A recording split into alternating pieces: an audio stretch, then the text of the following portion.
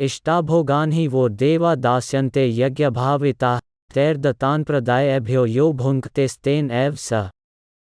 In charge of the various necessities of life, the demigods, being satisfied by the performance of yajna, sacrifice, supply all necessities to man. But he who enjoys these gifts without offering them to the demigods in return is certainly a thief.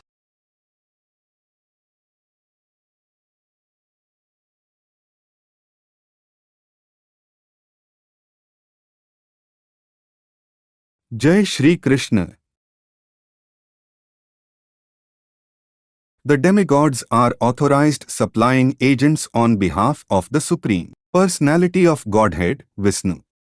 Therefore, they must be satisfied by the performance of prescribed yajnas. In the Vedas, there are different kinds of yajnas prescribed for different kinds of demigods, but all are ultimately offered to the Supreme Personality of Godhead. For one who cannot understand what the Personality of Godhead is, sacrifice to the demigods is recommended. According to the different material qualities of the persons concerned, different types of yajanas are recommended in the Vedas. Worship of different demigods is also on the same basis, namely, according to different qualities. For example, the meat-eaters are recommended to worship the goddess Kali, the ghastly form of material nature, and before the goddess the sacrifice of animals is recommended. But for those who are in the mode of goodness, the transcendental worship of Vishnu is recommended.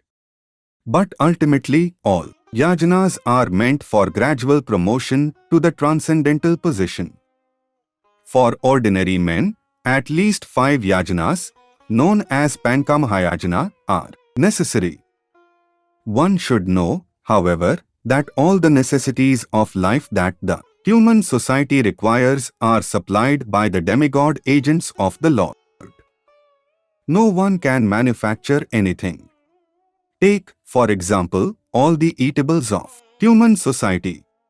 These eatables include grains, fruits, vegetables, milk, sugar, etc. for persons in the mode of goodness, and also eatables for the non-vegetarians, like meats, etc., none of which can be manufactured by men.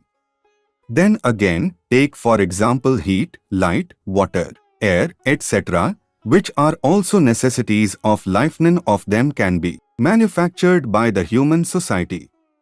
Without the Supreme Lord, there can be no profuse sunlight, moonlight, rainfall, breeze, etc., without which no one can live. Obviously, our life is dependent on supplies from the Lord.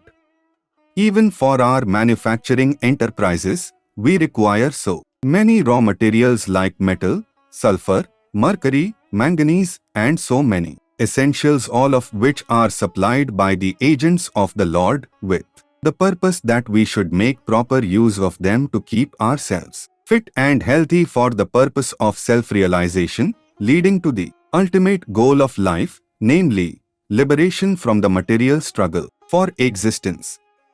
This aim of life is attained by performance of yajanas.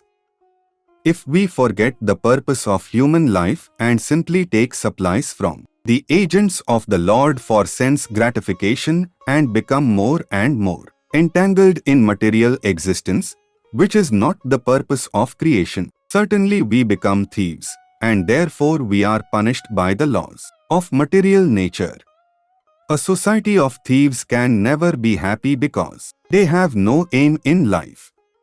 The gross materialist thieves have no ultimate goal of life.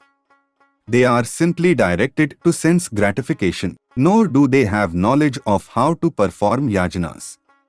Lord Caitanya, however, inaugurated the easiest performance of yajana, namely the Sankirtana. With this we saw the meaning of the 12th verse of the 3rd chapter. Now tomorrow we will see the meaning of the 13th verse. Hare Krishna, Krishna Krishna Hare Hare. Hare Ram, Ram Ram, Hare Hare.